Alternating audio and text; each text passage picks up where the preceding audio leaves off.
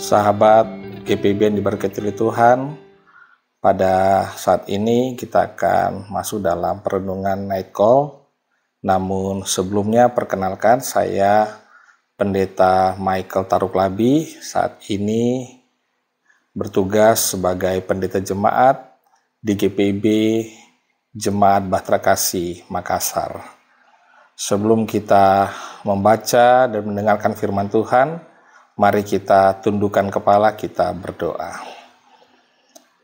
Tuhan yang ada di sorga, pada saat ini kami bersama akan membaca dan mendengarkan firman Tuhan.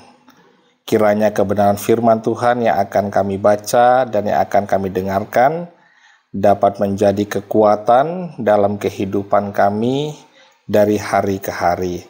Berfirmanlah Tuhan, karena kami semua telah siap sedia untuk mendengarnya. Amin.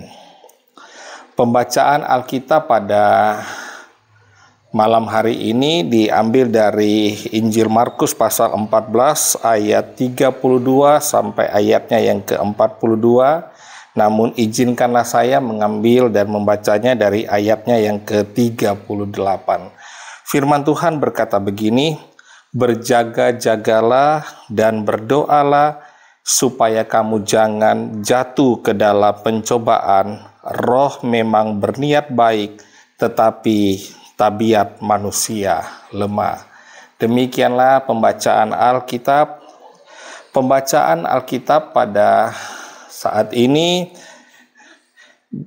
dari Injil Markus banyak berbicara tentang karya Yesus. Termasuk juga di dalamnya yaitu mujizat-mujizat dan penyembuhan yang hampir dicatat oleh Injil Markus yang Yesus lakukan.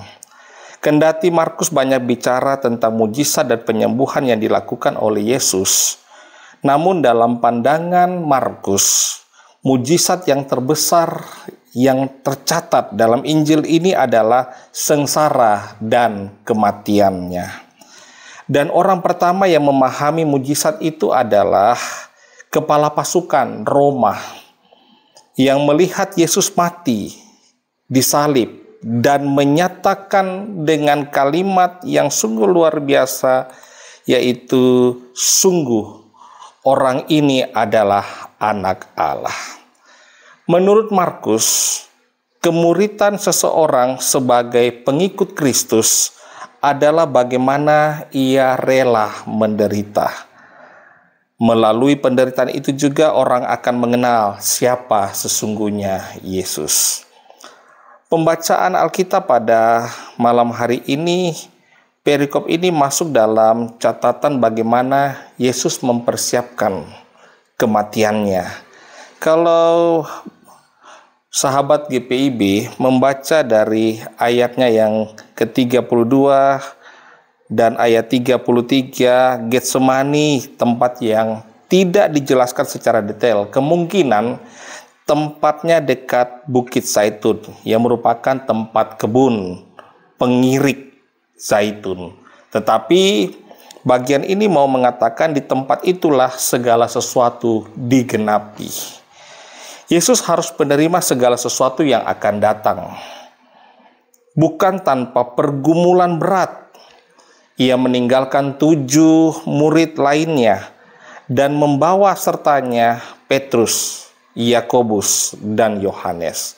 Ketika kita membaca ayat selanjutnya dalam ayatnya yang ke-34, Markus menggambarkan suasana batin Yesus menjelang dia memasuki jalan deritanya. Ungkapan hatiku sangat sedih sampai mau mati rasanya. Gambaran ini memperlihatkan bahwa Yesus berjuang untuk mengatasi kesedihan dan ketakutannya. Reaksi ini memperlihatkan kepada kita bahwa dalam kematian yang akan dimasuki Yesus terdapat dimensi pengorbanan sebagai imam demi orang lain. Yesus menyambut penderitaan dan kematiannya sebagai hamba Tuhan yang setia. Jika Tuhan Yesus pun merasakan ketakutan dan kesedihan yang sangat dalam, dimensi sebagai Tuhan dan manusia, Gereja juga menempatkan dalam pola berpikir bahwa Tuhan Yesus sangat memahami dan mengetahui kesedihan dan kecemasan serta ketakutan kita ketika berhadapan dengan pergumulan yang berat. Dan kita lanjut dalam ayatnya yang ke-35 bacaan kita.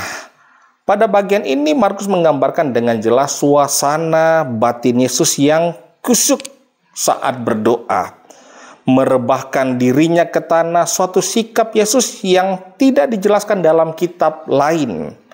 Dalam doanya Yesus bertanya mengenai kemungkinan untuk melewatkan saat itu, yakni saat penghakiman Allah, yaitu Yesus akan menanggung bagi manusia di atas kayu salib.